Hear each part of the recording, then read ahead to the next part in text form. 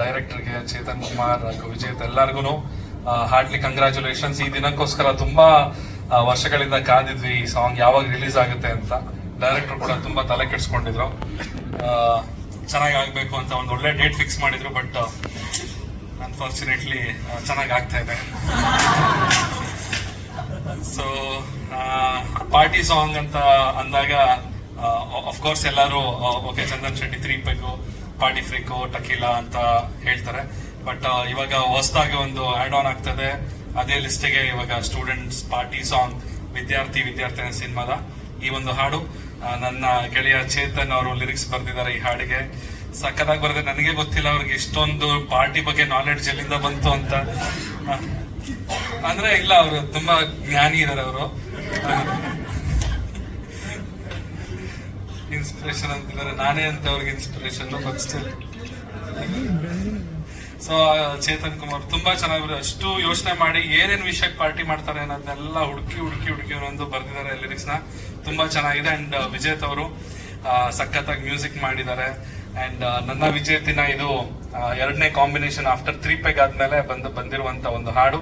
ನಾನು ವಿಜು ಮತ್ತೆ ಚೇತನ್ 2011ನೇ ಇಸ್ವಿಲಿ ಬೆಂಗಳೂರಿಗೆ ಆಗಷ್ಟೇ ಬಂದಿದ್ವಿ ನಾವು. ಅವಾಗ ಒಂದೇ ರೂಮ್ ನಲ್ಲಿ ನಾವು 3 ಜನ ರೂಮ್ಮೇಟ್ಸ್ ಆಗಿದ್ವಿ. ಆ ದಿನನ ಇವತ್ತು ನೆನ್ಸ್ಕೊಳ್ತೀನಿ.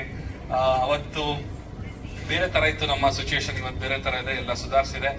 ಅಂಡ್ ನೀವು ಬರ್ತಿದ್ರ ನೋಡೇ ಅಲ್ವಲ್ಲ ಒಂದ್ ದಿವಸ ಪೇಪರ್ ಓದೋರ್ ತರ ಕಾಣಿಸ್ತಾರ. ಸೊ ಹಾಗಾಗಿ ಇವತ್ತು ಈ ಹಾಡು ರಿಲೀಸ್ ಆಗಿದೆ ಟಿ ಸೀರೀಸ್ ನಲ್ಲಿ. ಅಂಡ್ ಟಿ ಸೀರೀಸ್ ಅವ್ರಿಗೂ ಕೂಡ ಧನ್ಯವಾದಗಳು, thank you so much. And ಹಾಡು ರೀಲ್ಸ್ ಮಾಡೋಕೆ ತುಂಬಾ ಚೆನ್ನಾಗಿದೆ. ಈ ಬೀಟ್ಸ್ ಗಳೆಲ್ಲ ದಯವಿಟ್ಟು ರೀಲ್ಸ್ ಮಾಡೋರೆಲ್ಲ ಈ ಹಾಡನ್ನ ಯೂಸ್ ಮಾಡ್ಕೊಂಡು ರೀಲ್ಸ್ ಮಾಡ್ಬೇಕು ಅಂತ ಕೇಳ್ಕೊಳ್ತೀನಿ. ಹಾಗೆ ಇನ್ನೊಂದು ವಿಚಾರ, ಈ ಸಿನಿಮಾ ಬಗ್ಗೆನೆ ಒಂದು ಲಾಸ್ಟ್ ಏನೋ ಒಂದು ಇಶ್ಯೂ ಆದಾಗ ಒಬ್ರು ಮಾತಾಡಿದ್ರು. ಸಿನಿಮಾದಲ್ಲಿ ಅವರು ಕೂಡ ಆಕ್ಟ್ ಮಾಡಿದ್ದಾರೆ. ನನಗೆ ಗೊತ್ತಿಲ್ಲ ಅವ್ರು ಯಾಕೆ ಆತರ ನನ್ನ ಮೇಲೆ ಒಂದು ಆರೋಪಗಳನ್ನ ಮಾಡಿದ್ರು, 1-2 ಆರೋಪಗಳನ್ನ. ಅದನ್ನ ಇವತ್ತು ಈ ಸ್ಟೇಜ್ ಮುಖಾಂತರನೇ ಅದನ್ನ ಕ್ಲಾರಿಫೈ ಮಾಡಿದ್ರೆ ಒಳ್ಳೇದು ಅಂತ ಅನಿಸ್ತದೆ. ಬಿಕಾಸ್ ಈ ಸಿನಿಮಾದಲ್ಲಿ ನಾನು ಶೂಟಿಂಗ್ ಟೈಮ್ ಅಲ್ಲಿ ನಾನು ಆತರ ಮಾಡಿದ್ದೆ ಅನ್ನೋ ಒಂದು ಅಲಿಗೇಷನ್ ಅವರು ಮಾಡಿದ್ರು. ಸೊ ಹಾಗಾಗಿ ನಾನು ಅದನ್ನ ಇಲ್ಲೇ ಕ್ಲಾರಿಫೈ ಮಾಡ್ಬೇಕಂತ ಅನ್ಕೊಂಡಿದೀನಿ. ಒಂದು ಫಸ್ಟ್ ನನ್ನ ಮೇಲೆ ಅವರು ಆರೋಪ ಮಾಡಿದ್ದು, ಸಿನಿಮಾಗೆ ನಾನು ಶೂಟಿಂಗ್ ಟೈಮ್ ನಲ್ಲಿ 15 ದಿವಸ ಫೋನ್ ಸ್ವಿಚ್ ಆಫ್ ಮಾಡ್ಕೊಂಡು ಶೂಟಿಂಗ್ ಬಂದಿಲ್ಲ ಅನ್ನೋ ಒಂದು ಆರೋಪ ಮಾಡಿದ್ರು. ಹಾಗೆ 2ನೇದು ಯಾವ್ದೋ ಒಂದು ಪ್ರೆಸ್ ಮೀಟ್, ಅಂದ್ರೆ ನಮ್ಮ ಸಿನಿಮಾ ಕುಂಬಳಕಾಯಿ ಆಗಿದ್ದು ಒಂದು ಪ್ರೆಸ್ ಮೀಟ್ ಮಾಡಿದ್ವಿ. ಆ ಪ್ರೆಸ್ ಮೀಟಿಂಗ್ ನಾನು ಮನೆಯಲ್ಲಿ ಹಾಕೋ ಬಟ್ಟೆನ ಹಾಕೋ ಬಂದಿದ್ದಂತೆ ಸ್ಟೇಜ್ ಮೇಲೆ. ಅವಾಗ ಡೈರೆಕ್ಟರ್ ಕರೆದು ನನ್ನ ಬೈದ್ರಂತೆ.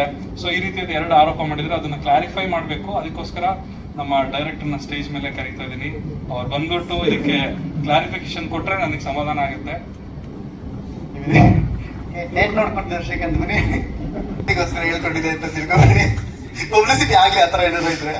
ಆತರ ಏನಿಲ್ಲ ಇಲ್ಲ. ಆಕ್ಚುಲಿ ಪ್ರಾಮಿಸ್ಲಿ ಹೇಳ್ತೀನಿ, ಆನೆಸ್ಟ್ಲಿ ಶೂಟಿಂಗ್ ಸ್ಪಾಟ್ಗೆ ನಾಟ್ ಓನ್ಲಿ ಡೇಟ್, ಅವರು ಆನ್ ಟೈಮ್ 1 ದಿನ 10 ನಿಮಿಷನೂ ಸಹ ಲೇಟ್ ಆಗಿ ಬಂದಿಲ್ಲ.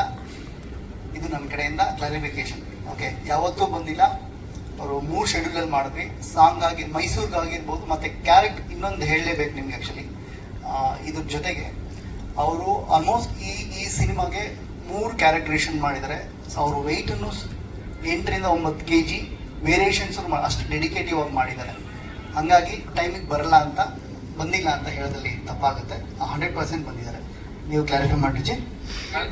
ಆಯ್ತು, ಡೈರೆಕ್ಟರ್ ಹೇಳಾದ್ಮೇಲೆ ಆಯ್ತು. ಆಮೇಲೆ ಯಾವಾಗ ಬೈದಿದ್ರು ಅಂತಲ್ಲ, ಸ್ವಲ್ಪ ಹೇಳ್ಬಿಡಿ ಏನಂತ ಬೈದ್ರು. ನಾವು ಬೈಯೋಷ್ಟು ಯಾವಾಗಲೂ ಮಾತಾಡೇ ಇಲ್ಲ, ಕಮ್ಮಿನೇ ಮಾತಾಡ್ತೀವಿ ನಾವು, ತುಂಬಾನೇ ಕಮ್ಮಿ ಮಾಡಿ. ಇಲ್ಲ ಆ ಥರದ್ದು ಯಾವ್ದು ಬಂದಿಲ್ಲ. ಮೋಸ್ಟ್ಲಿ ಅವರು ನಿಮ್ಮನ್ನ ಸೂಪರ್ ಆಗಿ ನೋಡಕ್ ಇಷ್ಟಪಟ್ಟಿದ್ದಾರೆ ಸರ್. ನೆಕ್ಸ್ಟ್ ಕಲರ್ಫುಲ್ ಬಟ್ಟೆ ಹಾಕೊಂಡ್ಬರ್ಲಿ ಅಂತ ಅವ್ರಿಗೆ ಇಷ್ಟ. ಓಕೆನಾ ಸರ್? ಓಕೆ. ನೆಕ್ಸ್ಟ್ ನೀವು ಇನ್ನೂ ಅಂದ್ರೆ ಪ್ರಶಾಂತ್ ಸರ್ಗೆ ಏನಂದ್ರೆ ನಿಮ್ಮನ್ನ ಸಿಕ್ಕಾಪಟ್ಟೆ ಬ್ಯೂಟಿಫುಲ್ ಆಗಿ ನೋಡಕ್ ಇಷ್ಟ. ನೀವು ಹೇಳಿ ಇನ್ನೂ ಒಳ್ಳೊಳ್ಳೆ ಬಟ್ಟೆ ಹಾಕೊಂಡ್ಬರ್ತೀನಿ ಅಂತ ಪ್ರಾಮಿಸ್ ಮಾಡಿ ಈಗ ಪ್ರಶಾಂತ್ ಸರ್ಗೆ.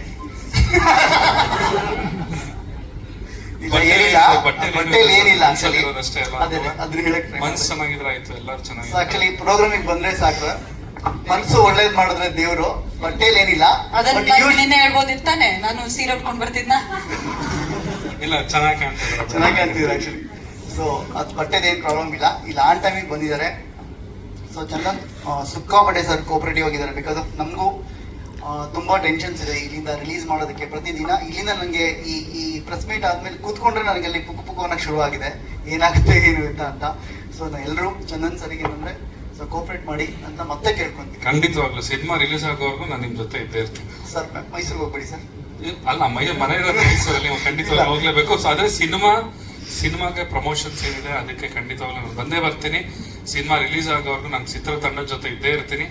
ಅಂಡ್ ಮತ್ತೊಮ್ಮೆ ಎಲ್ಲರಿಗೂ ನಾನು ರಿಕ್ವೆಸ್ಟ್ ಮಾಡೋದೇನು ಅಂತ ಹೇಳಿದ್ರೆ, ಹೌದು ಮಾರ್ಕೆಟ್ ಇವಾಗ ಬೇರೆ ತರ ಟರ್ನ್ ಆಗಿದೆ, ಬಟ್ ಸ್ಟಿಲ್ ಸಿನಿಮಾ ತಂಡ ಉಳಿಬೇಕು ಅಂತ ಹೇಳಿದ್ರೆ ಎಲ್ಲರೂ ಥಿಯೇಟ್ರಿಗೆ ಬಂದು ಸಿನಿಮಾ ನೋಡ್ಲೇಬೇಕು. ಈ ರೀತಿಯಾದಂತ ಒಂದು ಅನುಭವ ಯಾವಾಗ ಆಗಿತ್ತು ಅಂತ ಹೇಳಿದ್ರೆ, ಹಲವಾರು ವರ್ಷಗಳ ಹಿಂದೆ ಈ ನಾಟಕ ಕಂಪನಿಗಳಿತ್ತು. ಯಾವಾಗ ಸಿನಿಮಾ ತುಂಬಾ ಓವರ್ಟೇಕ್ ಮಾಡಿದ್ರು ಆವಾಗ ಆ ನಾಟಕ ಕಂಪನಿಗಳೆಲ್ಲ ಒಂದೊಂದೇ ಮುಚ್ತಾ ಬಂತು. ಸೊ ಹಾಗಾಗಿ ಆ ರೀತಿಯಾದಂತ ಒಂದು ಪರಿಸ್ಥಿತಿ ಇವತ್ತು ಸಿನಿಮಾ ರಂಗಕ್ಕೂ ಕೂಡ ಬಂದಿದೆ. ಆದ್ರೆ ಅದನ್ನ ತಡೆಯುವಂತ ಶಕ್ತಿ ಇರೋದು ಆಡಿಯನ್ಸ್ ಕೈಲಿ ಮಾತ್ರ. ಕಲಾವಿದ್ರನ್ನ ಉಳಿಸೋ ಒಂದು ಶಕ್ತಿ ಇರೋದು ಆಡಿಯನ್ಸ್ ಗಳಿಗೆ ಮಾತ್ರ. ಕಲಾವಿದ್ರು ಉಳಿಬೇಕು ಅಂತ ಹೇಳಿದ್ರೆ ನೀವು ಥಿಯೇಟ್ರಿಗೆ ಬಂದು ಸಿನಿಮಾ ನೋಡ್ಬೇಕು. ನಮ್ಮೆಲ್ಲರಿಗೂ ಸಪೋರ್ಟ್ ಮಾಡಿ ಅಂತ ಕೇಳ್ಕೊಳ್ತಾ ನನ್ನ ಈ ಮಾತನ್ನ ಮುಗಿಸ್ತಾ ಇದ್ದೀನಿ. Thank you.